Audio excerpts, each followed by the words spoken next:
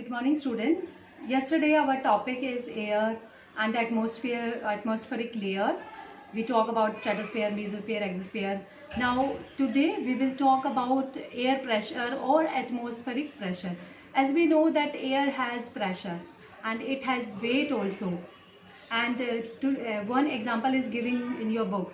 I have a ball and in the ball there is a bladder inside, and when the bladder is full with the volume, so it can be move easily for the dribbling and for the playing basketball, but the pressure is not accurate in this bladder. When I release some air from the ball, so what happened? It can stretch like this and it cannot able to dribbling on we can't play with this half pressure volume playing any game or dribbling. So air pressure is necessary for our, for example, for our vehicles tire, for balls, and for atmospheric also. So this is our topic. This is the one example of little ball. The volume of the ball like this surface, and it is covered, that volume is covered with the air, so it can be easily playable. But if the pressure is low, so that some task and some works we can't able to complete. In the same way, in our land, in the some area there is a air pressure is very high, and in the some area where the air pressure is very low, and in the some area the pressure is a normal, moderate. So we will talk about these atmospheric pressure on our land. So let's start. So children, let's start chapter 15, air on the move, and we are talking about air pressure. Air pressure and atmospheric pressure. As we know that air is present there, and it has pressure also, but our area is very large, so we can't feel that pressure. But in the some area of our land there is a high or low pressure belt are there. We will read and we will learn about later. The weight of air and column over a square centimeter is about 1 kilogram. Means about approx weight दिया हुआ है कि air एक, अगर हम air का weight लें तो ओवर स्क्वायर सेंटीमीटर में अबाउट 1 किलोग्राम एयर आती है. As a air has weight, it exert pressure on the earth surface. This is known as called atmospheric pressure. Air has weight also and it has also pressure, but we can't feel it. This is known called air pressure.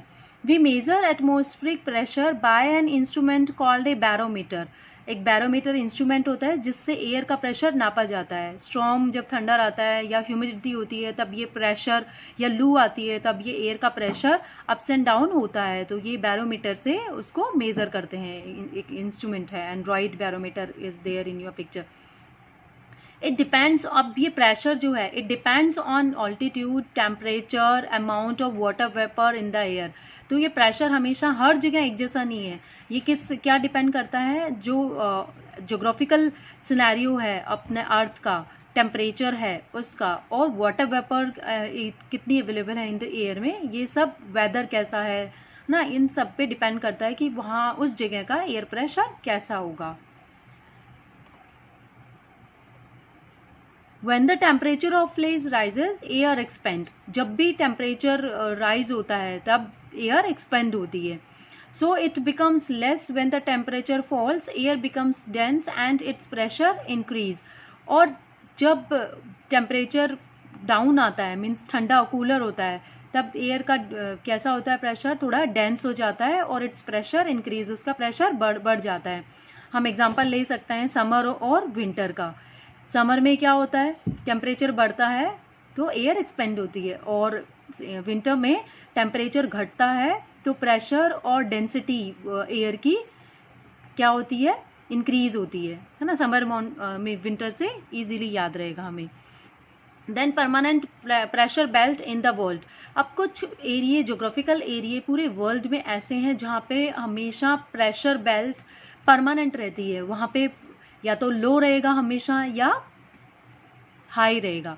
हमारे यहाँ पे change होता रहता है. जैसे अभी इन दिनों monsoon है तो ह्यूमिडिटी बहुत है एयर में, मॉइस्चर बहुत है, तो उसका प्रेशर भी हमें फील होता है. हवा आती है तब हमें बॉडी में फील होती है, नहीं होती तो हमें पसीने आते हैं, स्वेटिंग होती है, तो उसका हमें पता लगता है हवा कब चल रही है कब नहीं है, प्रेशर है, लो है, कम है।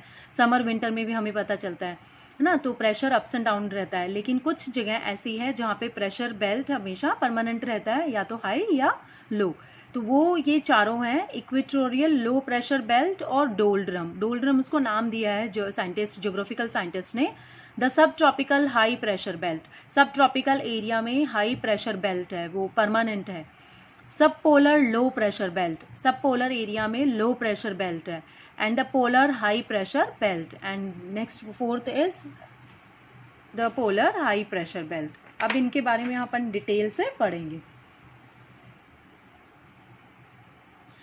इक्वेटोरियल लो प्रेशर बेल्ट और डोल्ड्रम, ये क्यों कहाँ बनता है? ये along with the equator, equator हमने पढ़ा है ना, अपने बुक में पढ़ा है लो प्रेशर बेल्ट, और ये 6th क्लास में पढ़ा है अपन इक्वेटर किसे कहते हैं जब हम ग्लोब देखते हैं तो, है ना। तो equator, along with the equator with the 5 degree north and south the of it is equatorial low pressure belt. Equator के पास 5 डिग्री नॉर्थ और साउथ का जो डायरेक्शन है वहाँ पे इक्वेटोरियल लो प्रेशर बेल्ट बनाता है। और इस बेल्ट में temperature is very high through out the year. इस बेल्ट में हमेशा टेम्परेचर क्या रहता है? हाई रहता है ना। Equatorial low pressure belt is also called doldrum, और इस लो प्रेशर बेल्ट को हम क्या कहते हैं? डोल्ड्रम भी कहते हैं। नेक्स्ट वी हैव सब tropical high pressure belt. This belt lies between 30 to 35 north and south of the equator. अब इसकी पोजीशन क्या है हमारे ग्लोब में, अर्थ पे? 30 to 35 degree north and south equator के parallel. And the air that rises at the equator expand and move towards the pole. Equator से rise होके वो कहाँ जाती है? पोल्स की तरफ बढ़ती है, आगे हवा बढ़ती है। It however cool down and sinks about the 30 north to 30 south degree latitudes, और फिर कूल डाउन होके वो नीचे की तरफ आती है कितना? 30 डिग्री नॉर्थ में और 30 डिग्री साउथ में लैटिट्यूड्स में। Then sub tropical high pressure belt are also called horse latitude. अब इस सब ट्रॉपिकल हाई प्रेशर बेल्ट को हम क्या कहते हैं? हॉर्स लैटिट्यूड कहते हैं। सब ट्रॉपिकल हाई प्रेशर क्यों रहता है? वहाँ पे ठंड रहती है, तो हमेशा जहाँ पे ठंड रहेगी वहाँ पे वॉल्यूम और एयर की डेंस रहेगी और प्रेशर कैसा रहेगा? हाई रहेगा, इसलिए यहाँ पे हाई प्रेशर बेल्ट है। और अपन ने इक्वेटर ये इसमें डोल्ड्रम में क्या पढ़ा? वहाँ गर्मी रहती है तो लो प्रेशर बेल्ट बनता है ना। तो समर विंटर सीजन से हम इस चीज़ को याद कर सकते हैं। बाकी दो sub polar low pressure belt and polar high pressure belt हम नेक्स्ट चैप्टर में पढ़ेंगे। आपका होमवर्क है बेटा the MCQs and these fillups, MCQs and matchup, 4 MCQs है चैप्टर 7th में, और मैचअप्स है वो आपके असाइनमेंट में आपको करना है। मैं एक्सप्लेन अभी नेक्स्ट उस पर वीडियो नेक्स्ट क्लिप में कर रही हूँ। Okay children, in the geography copy you have to do these MCQ. First is equatorial low pressure belt is called doldrums. Doldrums is the answer. Monsoon are called periodic winds. Periodic winds are answer.